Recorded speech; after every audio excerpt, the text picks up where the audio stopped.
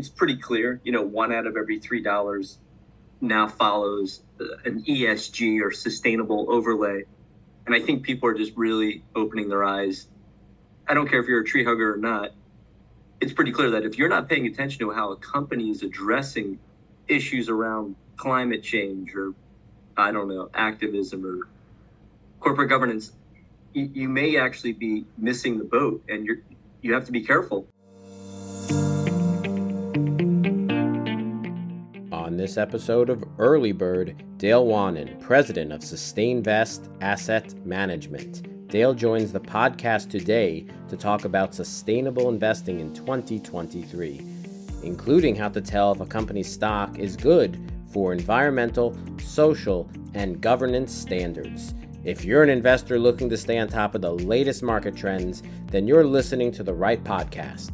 This is Early Bird, and I'm your host, Stephen Lerner. Before we get to today's discussion, let me tell you how you can save time and beat the market through Early Bird, a free daily email newsletter featuring commentary about the latest trends in stocks, cryptocurrency, and equity crowdfunding. Early Bird is designed to help individual and non-professional investors stay on top of all of the critical investing trends. The newsletter is 100% free and is sent to your email box each weekday morning. Subscribe to Early Bird for free at www.earlybird.email. Once again, that's earlybird.email. And now, today's discussion. All right, Dale, welcome to the Early Bird podcast. How are you doing? I'm hanging in there. Thanks for having me, Stephen. Well, thank you for joining us. We're going to talk about sustainable investing strategies in 2023. But before we get to that, Dale, in about 30 seconds or less, what should the audience know about you and your background? Oh, wow. I've been around the block. So I'm in my mid-40s, and not to start throwing ages out there, but I've been in the industry ever since I was in my late teens. And it goes anywhere from the banking world to selling stocks and cold calling 100 people a day to the insurance field. And then now here I am with my own independent shop that's only taken me about, 30 years to get there. So, Well, it's quite an accomplishment, and you got an interesting focus on sustainable investing. Before we talk about what that means in 2023, Dale, for the audience members who may not be aware, real quick, what exactly is sustainable investing in a nutshell? Yeah, there's a lot of different acronyms that are thrown around, but remember, if I say SRI, I'm referring to sustainable and responsible investing. And it's really just, I always look at it as an added overlay or an added component of investing, where if you have a portfolio or if you're investing, you sort of, not only do you look at PE ratios and performance and valuations, but you also look at how a company may be addressing the world of sustainability, which means a lot of different things. Oh, yes. It could mean, correct me if I'm wrong, the environment. It could mean governance. It could also mean social responsibilities in society, right? Absolutely. Yeah, all the above. It could mean how is a CEO compensated relative to its average employee, and or how nice is the CEO to its children. No, I'm kidding. That's not funny. But yes, it means a lot of different things. Yes. So in terms of investing, why is that important? Obviously decades ago, it used to be, let's look at the company's balance and their sheet. Let's take a look at this company's profitable. This company, we expect it to grow over time. Why is sustainable investing so important for investors today? Yeah, it's funny. That question to me is, and I'm not saying you're silly, Stephen, but I've been doing SRI for almost 20 years now. So when I first dipped my toe into this, I was like, why wouldn't anybody want to do this, right? Like, we all are humans. We all have very similar DNA. Like, why would people be against this? But I guess that's just sort of my earthy tree hugging side. But on the flip side, it's pretty clear, one out of every $3 now follows an ESG or sustainable overlay. And I think people are just really opening their eyes. I don't care if you're a tree hugger or not. It's pretty clear that if you're not paying attention to how a company is addressing issues around climate change or, I don't know, activism or corporate governance, you may actually be missing the boat, and you have to be careful. There's a reason a lot of these pensions and student-led organizations are doing this, and it's because they have a fiduciary duty to make sure they're paying attention to this lingering issue. But clearly, climate change. I mean, let's not get into it to what's happening in Maui and how sad it is. It's just these things continue to happen, and it's if people aren't paying attention to their 401ks when it comes to ESG or sustainability, I always say you may want to bring that up to HR if you have a 401k, or your advisor if you have one. Just ask them if you should be paying attention to this. Absolutely. But for the individual investor, obviously you mentioned the 401k and you mentioned financial advisors. If you're on your own and you're picking different stocks out there, how could you effectively judge, okay, is this company good from a sustainable standpoint? Yeah, so that's a big question. First of all, if you're an individual investor, stocks are great, but you may want to first look into some of the funds that are doing the ESG screening. And I'm not recommending this way of doing it, but there's definitely fund families like Parnassus and, I don't know, Ariel or Calvert. I always say to people, if I'm not managing their assets, I say, take a look at those funds and see what they hold. Why do they have an 8% position in NVIDIA or whatever it is as a fund manager? Because they are the professionals. However, it's becoming easier and easier for regular Joe investors to just hop on Morningstar, and you don't have to pay anything to get ESG data on a fund or a company. And there's so many more examples. There's a company called Ethos ESG. You could go down the line, but it's what used to be pretty expensive data. Back in my, 15 years ago when I was a portfolio manager, we were paying a lot of money to get this data. And now in this world we live in where data is out there and accessible, there's some smart young whippersnappers who are developing programs that are making it free or darn close to free to get the information. And I could always supply a list, but there's more than what I just mentioned. No, it's great. You gave the audience some options there, some great organizations obviously involved in sustainable investing. So going into the benefits real quick, I'm obviously sustainable investing is good for the world, good for society, but in addition, it could also be good for your stock and trading portfolio. Isn't it true that most sustainable investing funds outperform traditional investing funds over the long haul? Yeah, so that's that question. I always have to be careful when I answer it as a registered investment advisor, because if I said, oh yeah, then you just want to be careful. But yeah, I think it's pretty clear, and you could just dig up any Morgan Stanley, white paper on the topic that I do get this question all the time though still, hey, I'm not going to perform as well if I do this. And I have to kind of take a step back and show them different examples that are out there to show. And I'll give you a couple real quick ones. I always refer to DSI. And again, I'm being as transparent with this as possible. DSI is one of the longest running sustainable indexes that's out there. And I always just say, compare DSI to SPY, which is the S&P 500. If you're just dipping your toe into this world, that's the first thing. And then if I get, some snarky comments continually when I do these presentations, in front of chambers and rotaries, you can start digging into companies like Chipotle. And I'm not trying to promote performance here, but companies that are really addressing sustainability or at least doing a better job than their peers. Look at Costco compared to Walmart. And again, Walmart could be a sustainability champion one day, but Costco tends to rank pretty high. And then Chipotle is always a prime example in the fast food industry. If you look at, clearly you asked about performance, Stephen, there's other variables to that, but it's pretty amazing to start to see that there's this separation. But there are definitely laggards, just like other non-sustainable investments in the sustainable world. Solar and wind, it's a growing industry, and it's a bumpy ride. I tell people, if we're going to hop into that, to investing in renewables or EVs or whatever it is, you got to be careful right now because it's the Wild West, I think, still. No doubt about it. I mean, those are usually the types of stocks that come to mind when people think about sustainable investing. But real quick, it's not necessarily the green energy companies. It could be major Fortune 500 companies, well-known companies that perform well, that have good ESG or sustainable ratings, and they could make for good investments. I think something you see. Yeah, you hit the nail on the head.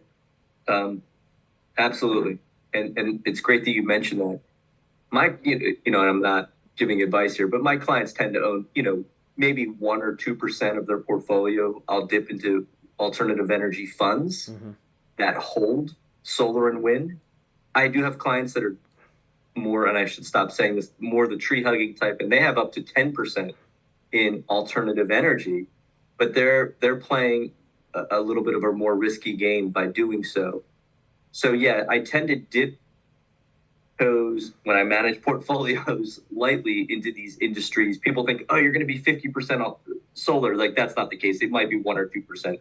And to your other point, and this is one thing it's not difficult to talk about, but there are a lot of tech. If you look at a portfolio that's sustainably focused, Apple and Google and NVIDIA are going to be up there. The tech industry, and I'm not patting them on the back, but they're really at the forefront of developing technology to help guide us to this different world we're about to enter. So that's why you may see a little bit of a higher weighting in tech companies because of the fact that they are also the ones that are providing the technology to go into these fancy widgets.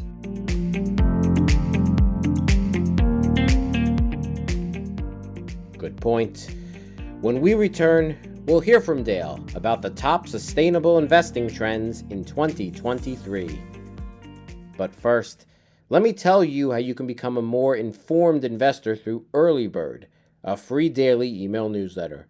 Early Bird has commentary on the latest events and trends in stocks, cryptocurrency, and crowdfunding.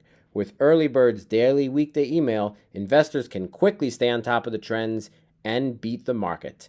Subscribe to Early Bird for free at www.earlybird.email. Once again, that's earlybird.email. And now, back to today's discussion. So, Dale, today we're talking about sustainable investing. We gave some background so far about what exactly it is and the benefits of sustainable investing, but I want to talk about the current state of it. In 2023, Dale, what are some sustainable investing strategies or trends that you think are really big right now? Yeah, I don't want to get political, but you mentioned like what's happening. I think we should just chat briefly about how politics are becoming involved with sustainable investing. And I am not politically focused in any way. In fact, I tend to turn the TV off when anything political comes up. But there is news out there, and there's definitely a handful of politicians who are pushing against ESG. And, everybody has their motive, and they definitely got a lot of press on why, 401k plans should not have ESG funds in them. And I think they were just, in fact, I don't think this, but, they were motivated by other resources to push against it. So I really wanted to mention that first because it's coming up in meetings and stuff about how do I feel about that? But besides that, I think the data is pretty amazing. You don't think AI is going to play into this, but it clearly is. Every week or two, there's a new company that pops up that I'm not even aware of that is providing ESG data. And I keep using ESG, that's environmental, social, and governance. Those are the three big components. There's hundreds of different factors into each one of those, but I think that's what's exciting right now. It's like 10 years ago or 15 years ago when I was, younger, there was only maybe 2 or 3 companies that were providing the data. And now, because everything's very transparent, younger investors are going to have so much more ability to just click on Google and find different interesting tidbits that they may be interested in. If they like organic food, well, guess what? You're going to be able to find what companies are representing organic food or agriculture as best as possible. So that's definitely the data is a trend, which I think in any industry, AI is coming. Community investing, you just mentioned, I'll just bring up that one other trend. My clients definitely keep asking, what is this thing called impact investing, and why should I be doing it? And so, again, because of this world we live in, you're able to step outside of the publicly traded world, which I'm a firm believer in. I mean, that's how all these companies were created, is by going public. But I think younger investors are like, hey, if I can make an impact, more so than just investing in Google, what are ways that I can do that, Dale? And it goes all the way down to like, how can I support and start up in Africa that has no power but is relying on solar power? So there's definitely these more impactful themes, but it's slowly, it's not going to happen overnight. But it makes sense how impact on the local level is growing and why it's so important. And to your earlier point on data, I think for a lot of investors out there, retail investors included, who are really interested in sustainable investing and ESG investing, there is a strong demand to get access to more data. Are you seeing the market, at least the market of tools available to traders, are you seeing that the availability of those tools starting to meet the demand in the market for those types of traders? Yeah, I think what I've seen is, and I'll go to, like, there's an upcoming convention called SRI in the Rockies. It's in October, and I tend to stay away from those events, but sometimes you actually learn something. The old guys like me, you do learn. And one thing I noticed the meeting I went to last year was the data companies are popping up, and they're young, graduate students who are like, we have a new program. It's going to cost you $40 a month, and this is what we give you, and it's pretty amazing stuff. So, yes, I do see it. We have to be careful, though, Stephen, with this question you're answering, because maybe we don't need too many. I shouldn't say we don't need too many, but the big question that comes up from the smart people in the room is, well, how can we trust this data? And it's a great question, and I don't have an answer for it other than, well, these companies are trying to establish themselves and their reputation, and you have to hope that the data they're providing is not just some made-up stuff, because why would you do that? Because you're just going to ruin your business by doing that. So the cream rises to the top. That's what's going to happen, not only with businesses who are looking at their peers trying to be more sustainable. The executives at Walmart, believe me, they sit around on Monday morning and they're looking at what the other players are doing when it comes to these various sustainability metrics, because they don't want to be the one that's not doing it as well, even though it's going to cost them money or whatever the case may be.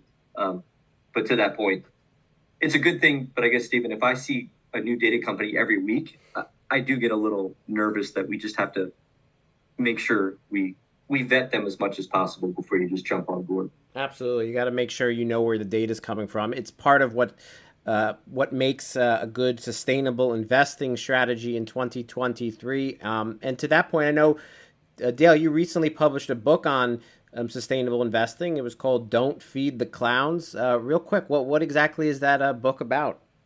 It's a chock full of comedy is what it is. No. So the book is, I had a book coach, and if anybody ever has any questions about writing their own book, definitely feel free to email me, because I learned so much, even though I'm a finance investment expert. But the point is, the book's about my journey through this industry of, starting off when I was 19, making 100 cold calls, selling long-term care insurance, all the way to now, where being an independent advisor, not being told what to do and what to buy and sell.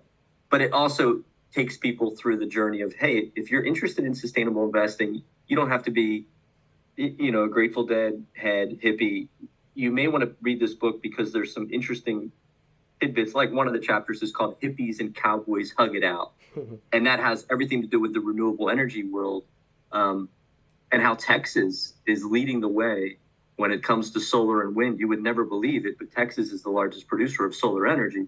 They're also the largest producer of big oil, right? So, and there's other topics like shareholder activism and, AI, and how is that going to play into the world of sustainability. So it's a good little, and everybody who's read it, as far as I know, on the Amazon reviews, have said it's like a hilarious take on investing, and doing so with a sustainable lens. Oh, that's I really... tried to Yeah, yeah. That's really fantastic that you combine the two, the topic, obviously sustainable investing, but the type of lens you put on it. I'm sure that sounds incredibly enjoyable.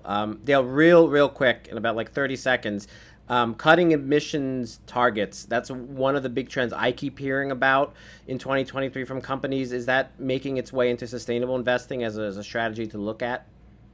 Absolutely. It has to, right? And I think the great thing about this industry is the publicly traded companies are paying attention to exactly that, right? They're being watched now. In fact, the SEC is now going to be mandating that they disclose in their proxy statement exactly how they're handling emissions and everything. So definitely, it's not going to go anywhere. I mean, with what's happening in the world and with these crazy storms and droughts and living in California, I've seen what a drought can do, and it's really sad. So if anything, we're going to be pointing the finger more so at companies that are not addressing it. So they're all bracing, figuring out what to do to handle it. Well said. Dale, thank you so much for coming on the Early Bird podcast to talk about sustainable investing. Really enjoyed your insights. Before we wrap up the podcast, I just have one final question for you, Dale, and it's the most important question for today's discussion. That question for you, Dale, is if you had to play one album forever, which one would it be? Wow. God, give me a second. One album. I'm a huge Frank Sinatra fan, which is strange. So I want to say like the best of Frank Sinatra. It's forever. If I was on an island and I had to listen to one, I think good old Blue Eyes would do it for me.